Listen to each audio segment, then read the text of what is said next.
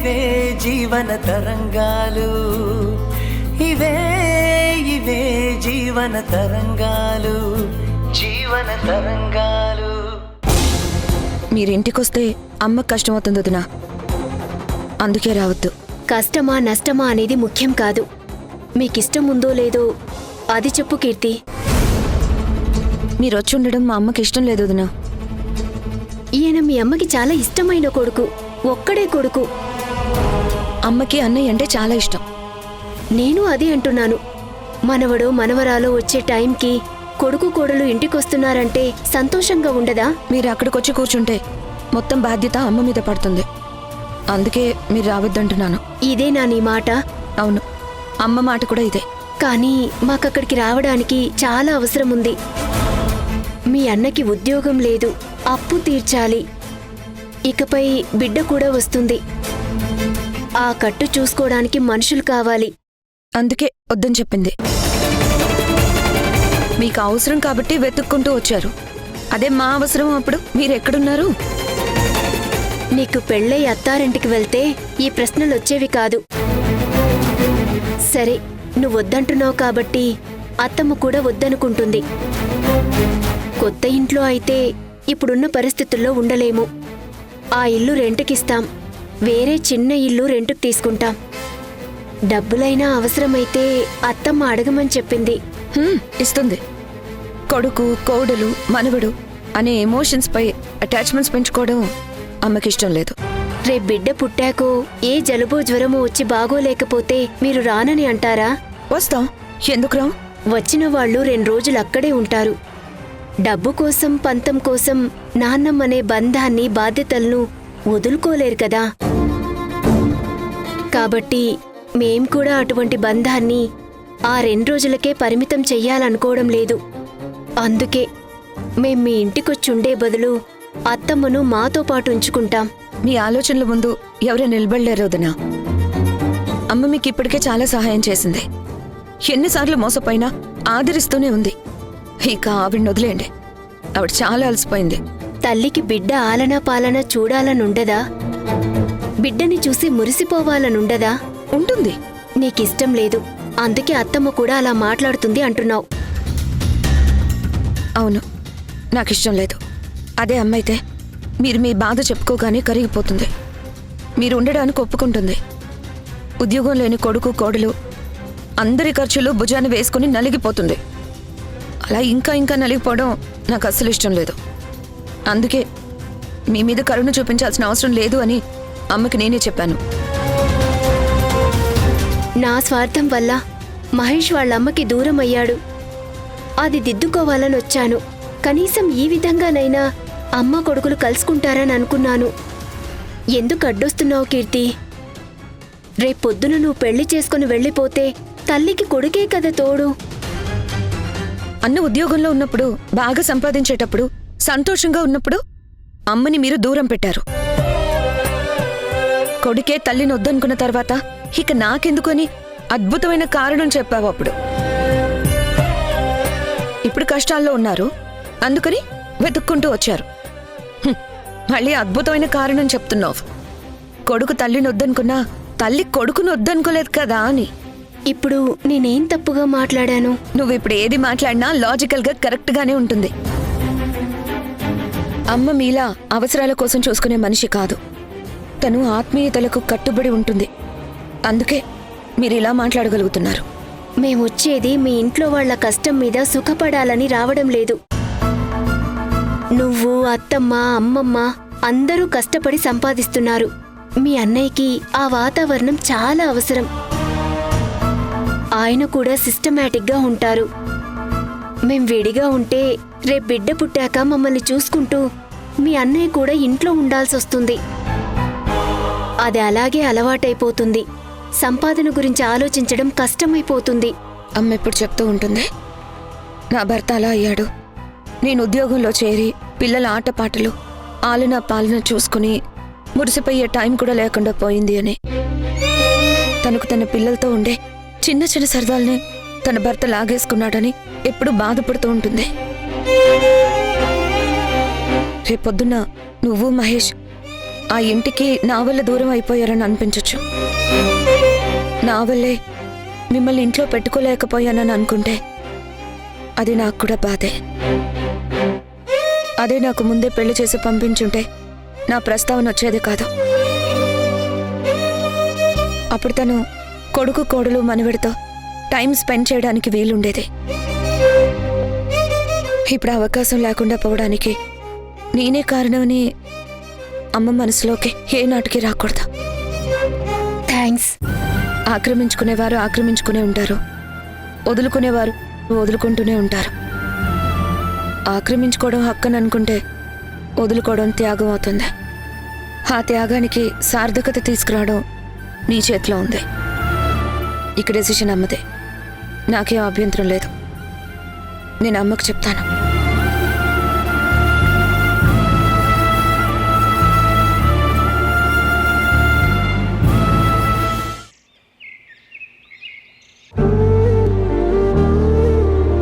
అక్క మీ నాన్నని మొహం మీదే అడిగేసింది పొద్దున్నే తాగడం స్టార్ట్ చేశారా అని. మరి నాన్నేమన్నారు? తలదించుకుని సారీ అని అన్నారు. నిజమా అమ్మా? మ్మ్. అప్పుడు మీ నాన్న ముఖం చూడాల్సింది. అయితే నాన్న పగలు తాగడం మానేశారా? మ్మ్. మళ్ళీ మొదలు పెడితే అక్కని పిలుస్తాను.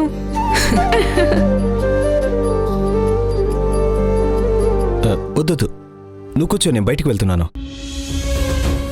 ఊరికే చూసి మాట్లాడి వెళ్దామని వచ్చాను. జ్వరం ఎలా ఉంది?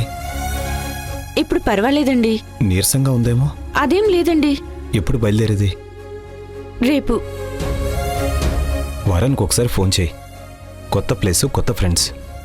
నువ్వు అడ్జస్ట్ కావడం కష్టం, అందుకే ఈ జ్వరం. హాస్టల్ అని వెళ్ళావు. నీకు చిన్నప్పటి నుంచి మీ అమ్మని వదిలి ఉండటం అలవాట్లేదు. ట్రాన్స్ఫర్కి ట్రై చేస్తున్నాను. అదే ఊరికి చేసుకోనా? అప్పుడు హాస్టల్లో ఉండాల్సిన అవసరం ఉండదుగా. వద్దు. మీ అమ్మ నిన్ను వదిలి ఉండలేదు. చాలా డల్ అయిపోతుంది. ఒకసారి ఆలోచించు. నువ్వు హాస్టల్లో ఎందుకుంటావు? అక్కడే ఒక ఇల్లు తీసుకుంటాను. మీరిద్దరూ అక్కడే ఉండండి. మరి మీరు? నేను ఇక్కడే ఉంటాను. వద్దు, ఏం అవసరం లేదు. నేను హాస్టల్లోనే ఉంటాను. చెప్పింది విను. హాస్టల్లో భోజనం నీకు పడదు. ఇక్కడ నీ ఒక్కడి కోసమే వండుతారు. అది నచ్చడం లేదు. కానీ 400 మంది కోసం వండింది నచ్చకపోయినా తింటున్నావు. మరి నీ ఆరోగ్యం ఎలా బాగుంటుంది? నాన్న ప్లీజ్, దీని గురించి డిస్కషన్ వద్దు. జ్వరం వస్తే తీసుకొచ్చారు. రేపు హాస్టల్కి వెళ్ళిపోతాను. వెళ్ళరా, వెళ్ళు. అదేమన్నా అమ్మమ్మ వాళ్ళిల్లా? నోరు తెరిస్తే హాస్టల్ హాస్టల్ అని వరస్ట్గా. ఇదంతా అనుభవించరా అంటే నువ్వేమో హాస్టల్కి వెళ్తా, సత్రానికి వెళ్తా అంటున్నావు వరస్ట్గా. ఏమండి, వాని హెల్త్ బాగోలేదు. ఎందుకు కోపడతారండి? వద్దండి. ఇంట్లోనే ఉండాలనుకుంటే ఇక్కడే ఉండి చదువుకునేవాడు కదా. చెప్పింది వినండి. మీకు ఏది మంచిదో నాకు తెలుసు. అక్కడ ఒక చిన్న ఇల్లు తీసుకుంటాను. తల్లి కొడుకులు హాయిగా ఉండండి. అప్పుడప్పుడు నేను వచ్చి వెళ్తూ ఉంటాను. అందుకే వద్దు అనేది. ముందు మేమిద్దరం అక్కడికి షిఫ్ట్ అవుతాం. తర్వాత నిదానంగా మీరు కూడా రావడం మొదలు పెడతారు. అది కుదరదని అక్కడికే ట్రాన్స్ఫర్ చేసుకొని అక్కడికే వచ్చేస్తారు. అందుకే ఇల్లు వద్దు, ఏమీ వద్దు. నేను హాస్టల్లోనే ఉంటాను. సరే, చిత్తం యువరాజు ఎవరు? అలాగే మీ ఇష్టం. నేను చెప్పేది ఎందుకు అర్థం చేసుకోవడం లేదు? నీకు అమ్మకు ఒక ఇల్లు తీసుకుంటాను. తను అక్కడే ఉంటుంది. వారానికి ఒకసారి నిన్ను చూడ్డానికి జర్నీ చేసే రిస్క్ తగ్గుతుంది. ఆ తర్వాత నేను ట్రాన్స్ఫర్ చేయించుకుంటాను. ఇక్కడి నుంచి బయలుదేరి రావాలంటే దరిద్రమైన రోడ్లు, ఒళ్ళు హోనమైపోతుంది. ఏమైంది? ఎందుకు నవ్వుతున్నావో చెప్పు. ఆ చెత్త రోడ్డు వేసింది మీ ఫ్రెండు నీలకంఠమే. ఆ రోడ్డు కాంట్రాక్టర్ కూడా ఆయనే. అయితే రోడ్డుకు పెట్టాల్సిన డబ్బంతా కొట్టేసి వాళ్ళ ఇంట్లో గోల్డ్ కోటెడ్ టాయిలెట్స్ వేయించుకుంటారు. అయితే ఇప్పుడేమంటావు? ఏమీ లేదు. చూసావా రాణి, వాడెలా నవ్వుతూ వెళ్తున్నాడో? చిన్నపిల్లాడండి, వదిలేయండి. వాడు అలా నవ్వింది ఎందుకు తెలుసా? ఆ రోడ్డు వేసింది నీలకంఠం ఆయన డబ్బులు తింటున్నాడు, అందులో నీకు వాటా ఉందని, అందుకే రోడ్లు బాగాలేవు అనుభవించండి అని వాడి ఉద్దేశం. ఎంత వరస్ట్గా చూస్తున్నాడో చూడాడు. వాడేమీ అనలేదు కదండి. నువ్వో పిచ్చి మాలకు నీకేమీ అర్థం కాదు. నాకు అర్థమైంది. వాణ్ణి హాస్టల్లోనే ఉండనివ్వు. నువ్వు పక్కనే ఇల్లు తీసుకునుండు. ఎందుకింత బలవంతం చేస్తున్నారు? ఏమైందండి? వాడికి నేను అక్కర్లేదు. వాడికి నేను నాన్నలా కనిపించడం లేదు. ప్రపంచంలో అతిపెద్ద అవినీతి పరులా కనిపిస్తున్నాను.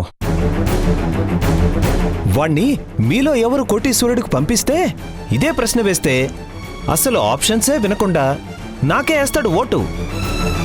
అలా ఫిక్స్ అయిపోయాడు వాడు. వాడికి నేను రాకూడదు, అంతే కదా? నేను రాను, మీరిద్దరే ఉండండి. అస్సలే నేను చాలా టెన్షన్లో ఉన్నాను, అర్థం చేసుకో. అక్కడ మీకు ఒక ఇల్లు తీసుకుంటాను, నువ్వు అక్కడే ఉండు. అలా వద్దండి. నేను చాలా వరస్ట్ సిచ్యువేషన్లో ఉన్నాను, చెప్పింది విను. ఆ నీలకంఠం గోవిందమూర్తి ఇద్దరు నా మీదకి వస్తున్నారు. రేపో మాపో రైడ్ జరిగితే మొత్తం పోతుంది. డబ్బులు, మర్యాద అన్నీ పోతాయి. ఈ ఆస్తి చెప్తవుతుంది. డబ్బును నీళ్ళలా ఖర్చు పెట్టలేము. బంగారం, వెండికి ఇబ్బంది లేదు, లాకర్లో పెట్టొచ్చు. కానీ దొరికితే లాకర్ పగలగొట్టేనే తీసుకుపోతారు. ఫిక్స్డ్ డిపాజిట్లు ఖర్చు చేయాలా? ఏం ప్రయోజనం లేదు. డాక్యుమెంట్స్ ఉంటాయి, అదే తప్పించుకోవాలంటే ఏమీ ఉండవు. కానీ ఎలా? నువ్వైతే అక్కడికి షిఫ్ట్ అయిపో. నాతోనేం ప్రాబ్లం? నన్ను మీరు అక్రమంగా సంపాదించలేదు కదా. మీరు పెళ్లి చేసుకున్న భార్యనండి. నేనెక్కడున్నా జరిగే రైట్ జరగకుండా మానదు కదా అంటున్నా. నువ్వు నా భార్యవు కాబట్టే ప్రాబ్లం. నీ ముందు నా పరువు పోకూడదు. రైడ్కి వచ్చిన వాళ్ళ ఇంట్లో కూర్చుంటే కాళ్ళు చేతులు పట్టుకోవాలి. ఆ పని నీ ఎదురుగా చేయాలా? నాకు తల తీసినట్టుంటుంది. అబద్ధాలు చెప్పాలి, కొన్ని దాచేయాలి. ఆఫీసర్లు ఎలా పడితే అలా తిడతారు, ఈడ్చుకుంటూ జీపెక్కిస్తారు.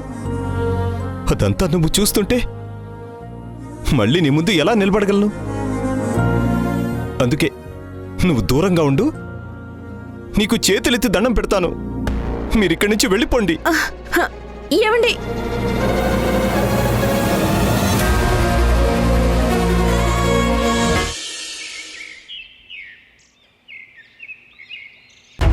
మీ మనసు చాలా పెద్దదత్తమ్మా. మీరు అర్థం చేసుకుంటారని నాకు తెలుసు. కీర్తి వద్దంది. మీకు కష్టమవుతుందని ఆ విధంగా మాట్లాడుంటుంది. అమ్మా దేవిక కూడా అదే మాట చెప్తున్నారు. డిసైడ్ చేయడానికి వీళ్ళు వాళ్ళు ఎవరు? ఎవరా? ఒకరు నాకు అమ్మ, ఇంకొకరు నాకు చెల్లెలు. వాళ్ళ వల్లే కదా ఈ పరిస్థితి అనుభవిస్తుంది. ఒక పనికిరాని మనిషిని తెచ్చి నీకు పెళ్లి చేసిందమ్మమ్మ. ఇంకా నువ్వు ప్రేమగా చూసుకునే ఆ చెల్లెలు చదువుకున్నంత కాలం నీ డబ్బు వాడుకుంది. తర్వాత తనకు ఉద్యోగం రాగానే ప్రేమ కోసం వెళ్ళిపోయింది. వాళ్ళ గురించి ఆలోచించి నన్ను దూరం చేసుకుంటావా? మరి నువ్వు చేసిందేంటి? నువ్వెప్పుడు బాధ్యతగా ఉన్నావురా? నేను నీ కొడుకుని. కానీ వాళ్ళు కూడా నాకు సొంత మనుషులే. సవతి తల్లి కూతురు కావచ్చు, కానీ వాళ్ళెప్పుడూ నన్ను బాధ పెట్టింది లేదు. బాధపడుతుంటే చూస్తూ ఊరుకున్నది కూడా లేదు. నాకు నచ్చలేదమ్మా. నన్నే ముంచడానికి నీకు నా గురించి తప్పుడు మాటలు చెప్తున్నారు. నన్ను ఇంట్లోకి రానివ్వడానికి, రానికపోవడానికి ఏం సంబంధం ఉంది? అలా కాదండి, అత్తమ్మను ఎక్కడ బాధ పెడతామేమోనని అయ్యుండొచ్చు. నేను మీరు అత్తమ్మ వీక్నెస్తో ఆడుకుంటున్నామని మీ అమ్మమ్మ తర్వాత మీ పిన్ని మనల్ని ఇక్కడికి రావద్దని చెప్పుంటారు. వాళ్ళకి అత్తమ్మ మీద ప్రేమ, జాలి. అంతేగాని వాళ్ళు మన మీద పనిగట్టుకుని చాడీలు చెప్పే టైప్ కాదు. విన్నావా తన మాటలు? తెలివైన దానివి నువ్వు. అవును, వాళ్ళు ముగ్గురు కూడా చెప్పింది మీ మీద ద్వేషంతో కాదు, నా మీద ప్రేమతో, నాకు మంచి జరగాలనే ఉద్దేశంతో. కానీ నిజం చెప్పాలంటే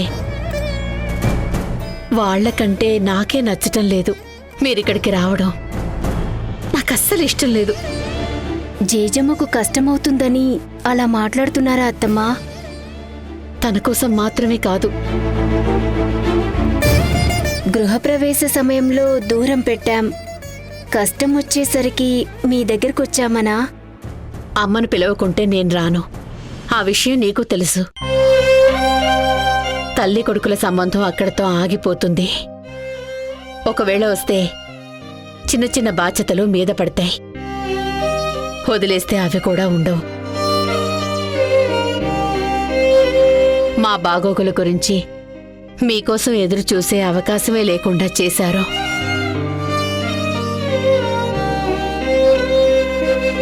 ఎలాగో ఆస్తి చట్ట ప్రకారం వస్తుంది. మాతో మంచి మాటలు ఉన్నా లేకపోయినా ఒకటే అనిపించింది కదా మీకు?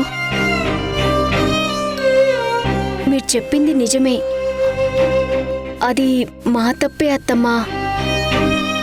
అప్పటిది మనసులో పెట్టుకొని ఇప్పుడు మేము ఇంటికి రావడం ఇష్టం లేదా? అది కాదు, పెళ్ళయ్యాక నేను మా ఆయన ఇంటికెళ్ళాను. పెళ్ళైన వ్యక్తినే నా సొంతం అనుకుంటాం. భర్తకు భార్యగా తనలో సగమై ఉండాలి, పిల్లలకు తల్లిగా ఉండాలి, అత్తకు కోడలిగా సేవలు చేయాలి. అందులో నేను దేనికి సరిగా నోచుకోలేదు. భర్త భార్యలా చూస్తే నేను ధన్యురాల్ని. పిల్లలు నన్ను తల్లిలా వాడుకుంటే కల్పతరువును అనుకున్నాను. కానీ అది కూడా జరగలేదు. మీరు మామ ఇంట్లో ఉండాల్సింది. అప్పుడు మామకి గౌరవం, మీకొక మంచి స్థానం ఉండేది. మీరెన్ని బాధ్యతలు తీసుకుని వీళ్ళందర్నీ పెంచినా ఏదో తెలియని వెలతి ఉంటుంది. అవును, నేను భర్తింట్లోనే ఉండాలి. కానీ మా ఆయనే నా ఇంట్లో ఉన్నాడు, అందుకే బాధ. ఇప్పుడు చూడు, వయసు అయిపోయింది. ఈ టైంలో కొడుకింట్లో ఉండాల్సింది నేను. నువ్వు జాబ్ పోగొట్టుకుని భార్యతో సహా ఇక్కడికొచ్చి కూర్చుంటే మళ్ళీ నాకే బాధ. నువ్వు బాధపడుతూ ఉంటే నా మనసుకి చాలా కష్టంగా ఉంటుంది. అది చూస్తూ ఉండలేకనే నేనిక్కడికొద్దని చెప్పాను. త్వరగా ఒక జాబ్ చూసుకో, ఒక చిన్న ఇల్లు చూసుకో. నీకు అవసరం ఉన్నప్పుడు, నాకు అవకాశం దొరికినప్పుడు వచ్చి 4 రోజులుండి సహాయం చేస్తాను. ఇల్లు రెంట్కిస్తాం, ఇంటి అప్పు తీర్చేసి మిగిలిన డబ్బులు మీ చేతికే ఇస్తాం. అది మీ ఇష్టం. మీ అవసరానికి నాకిచ్చే మర్యాద వల్ల నా పెద్దరికం నిలబడుతుందని అనుకోను. ఇవ్వడం ఇవ్వకపోవడం మీ ఇష్టం. ఒక మాట అడగాలని అనుకున్నాను, నిజం చెప్తారా? అడగండి అత్తమ్మా. ఆయన ఇల్లొదిలి వెళ్లే ముందు మిమ్మల్ని వచ్చి కలిశారా? నన్ను కలిశారు.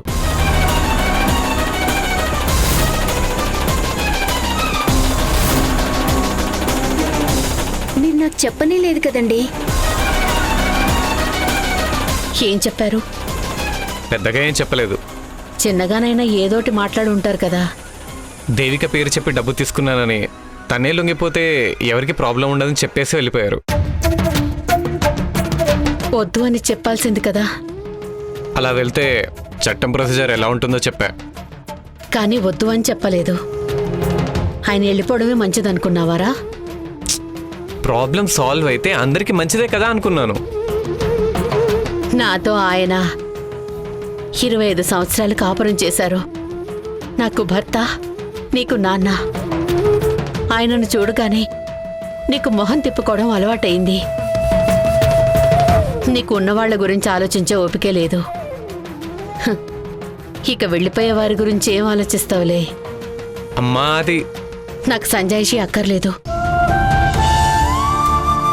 నాన్న ఉన్నప్పుడు నీతో ఆయన గడిపిన తీరు బావుంటే నువ్వలా చేసేవాడివి కాదు. నీ తప్పేం లేదు. కానీ నేనెంత కాదనుకున్నా ఆయన భార్యను. ఉదయం గడిచిపోతుంది. రాత్రి భోజనానికి కూర్చున్నప్పుడు మనసులో నుంచి వచ్చే మొదటి మాట, మీ నాన్న భోజనం చేశాడా కీర్తి అని.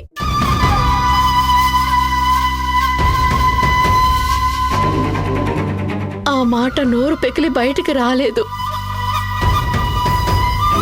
కళ్ళల్లో నీళ్లు కూడా బయటికి రానివ్వకుండా జాగ్రత్త పడాలి.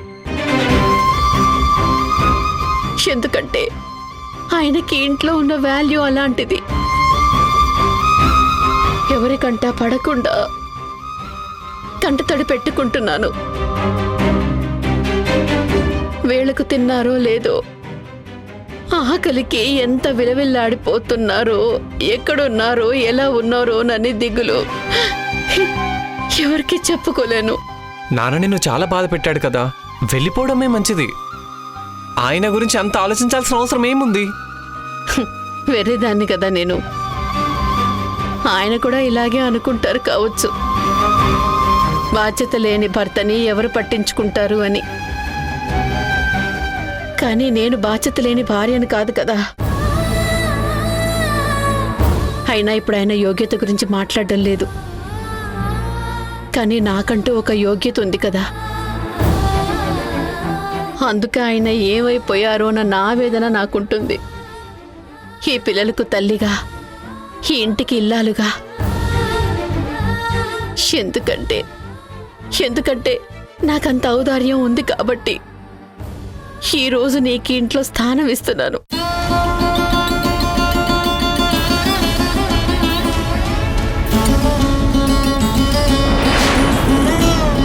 అమ్మా, ఇంకా మేల్కొని ఉన్నావేంటి? కీర్తి ఇంకా ఇంటికి రాలేదురా. వయసులో ఉన్న ఆడపిల్ల అర్ధరాత్రైనా ఇంటికి రాలేదంటే అర్థమేంటత్తయ్య? మీరిచ్చిన చనువు వల్లే తను ఈరోజు అర్ధరాత్రైనా ఇంకా ఇంటికి రాలేదు. చాలు దీపా.